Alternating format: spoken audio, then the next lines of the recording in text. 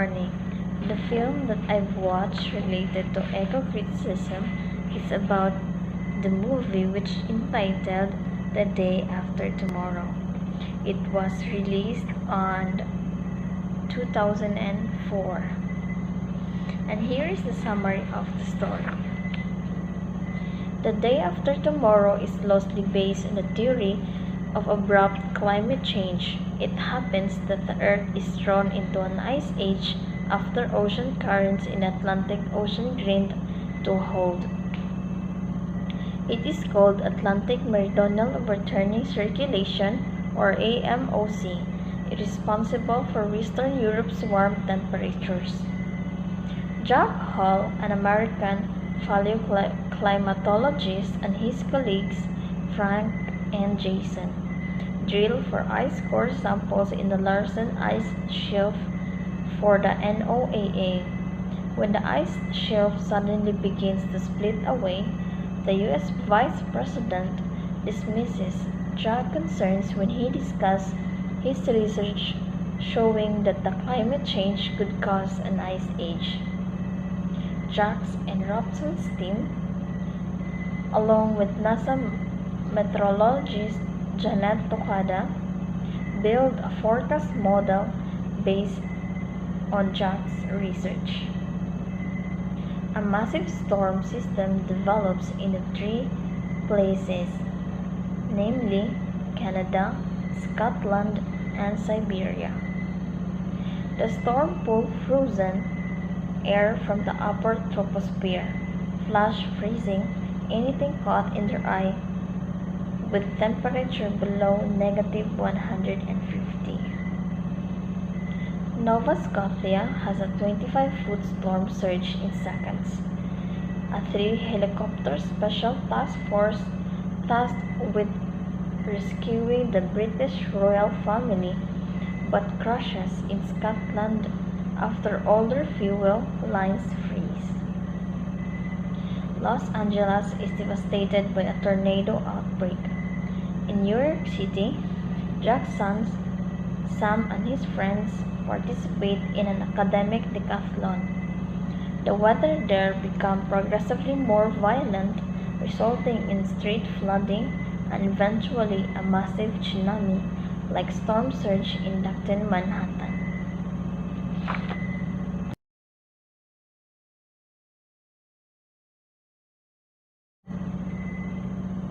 As a result of global warming, ocean currents that water around the world shut down, heating up the tropics and cooling the North Atlantic. This forces Sam's group to seek shelter at the New York Public Library, but not before Laura accidentally cuts her leg. Cell phones communications are down. Sam is able to contact Jack and his mother Lucy, a physician, through a working payphone.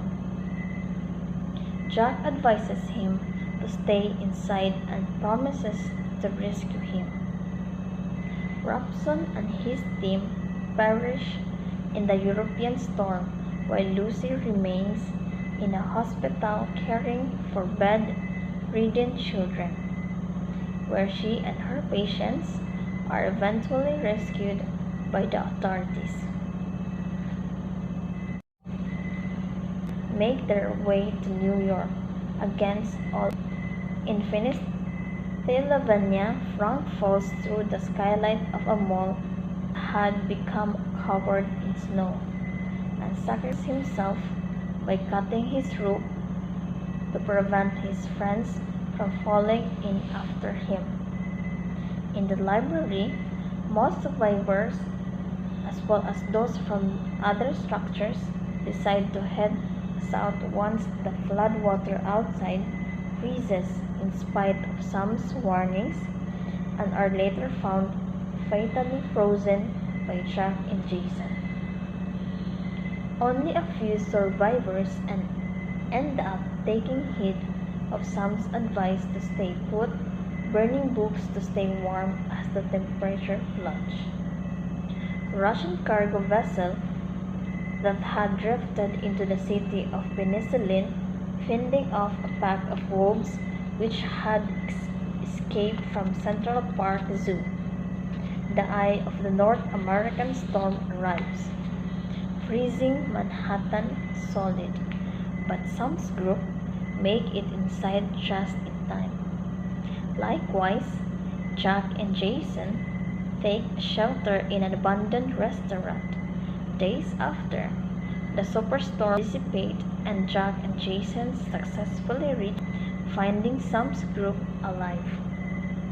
Jack then sends a radio message to U.S. forces in Mexico. Baker, in his first address as president from the U.S. Embassy in Mexico, apologizes on the Weather Channel for his ignorance, admits his mistake, and sends helicopters to rescue survivors in the northern state. Jack and Sam's group are picked up in Manhattan, where many people survive. On the International Space Station, astronauts look down in awe at Earth's transformed surface, now with ice sheets extending across the northern hemisphere. So that should be all.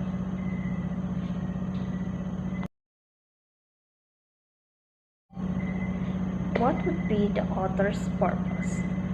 The author's purpose, which is Stefan Rahmstorf, is professor of the ocean at the Potsdam Institute of Climate Impact Research in Germany.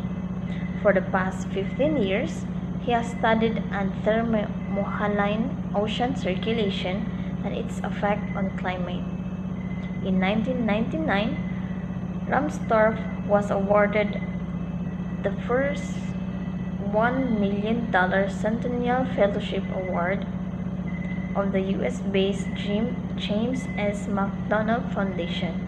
Since 2000, he has been a member of the Abrupt Climate Change Panel of the National Oceanic and Atmospheric Administration, or NOAA, the organization for which Jack Hall works in the field. He heads the Germany-Norwegian project integration, which studies the possible impact of future changes in the North Atlantic current. As I watched the movie, in my opinion, the basic background is right. Humans are indeed increasingly changing the climate, and this is quite a dangerous experiment, including some risk of abrupt and unforeseen changes. After all, our knowledge of the climate system is still rather limited, and we will probably see some surprises as our experiment with the atmosphere unfolds. Luckily, it is extremely unlikely that we will see major ocean circulation changes in the next couple of decades. For this type of movie, for a very broad audience, it is actually quiet, subversive, and managed to slip in many thought-provoking things. I'm sure people will not confuse the film with reality. They are found not stupid. They will know it is a work of fiction, but I hope that it will stir their interest for the subject and that they might take more notice when real climate change and climate policy will discuss in future. The day after tomorrow reflects American anxieties about the United States failing to address climate change. A huge climate change argument arose in 2001 when newly elected President George W. Bush opted out the Kyoto Protocol. So, yes, the movie is profoundly silly. What surprised me is that it's also very scary. The special effects are on such an awesome scale that the movie works despite its cornball plotting. when tornadoes rip apart Los Angeles, when a wall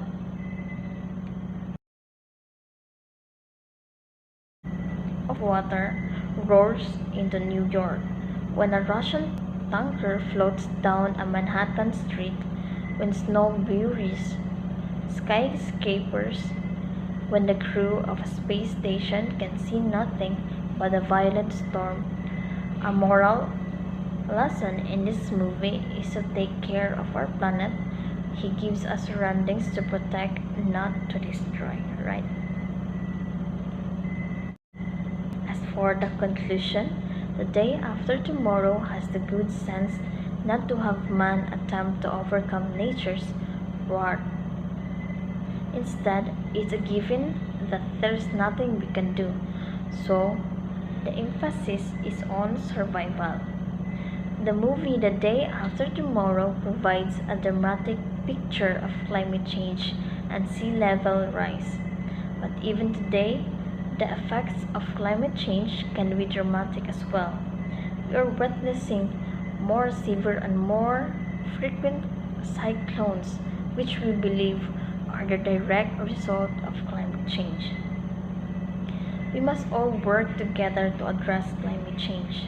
No nation, no matter how big or small, can ignore the fact that climate change is here.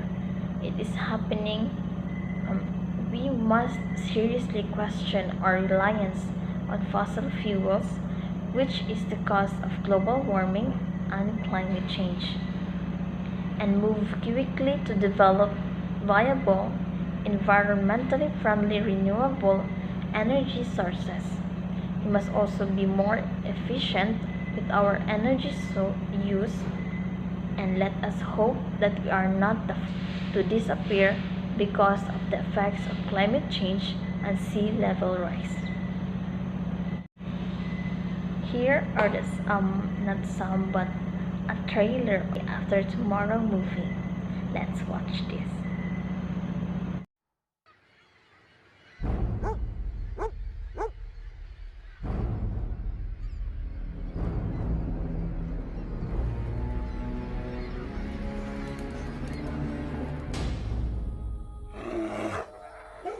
What's gone into them? They're all worked up today. We found something extraordinary. Extraordinary and disturbing, that is. You recall what you said about how polar melting might disrupt the North Atlantic current? Yes. Well, I think it's happening. Folks, we've hit some unusual turbulence. We've encountered a cloud layer that's abnormally high. You all right? Please remain. He's afraid of flying.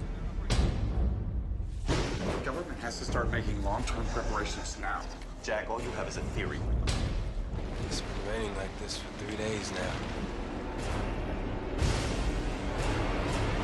Mr. Vice President, if we don't act now, it's going to be too late. I'm afraid that time has come and gone, my friend. What can we do? Save as many as you can.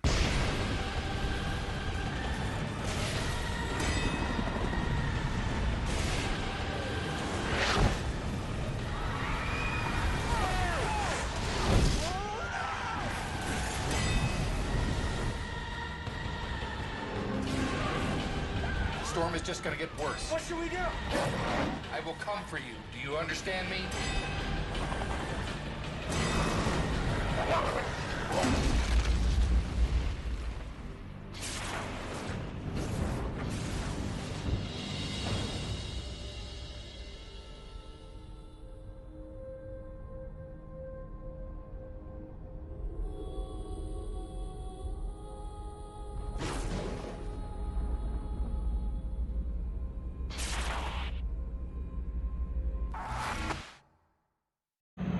So that would be all. Thank you.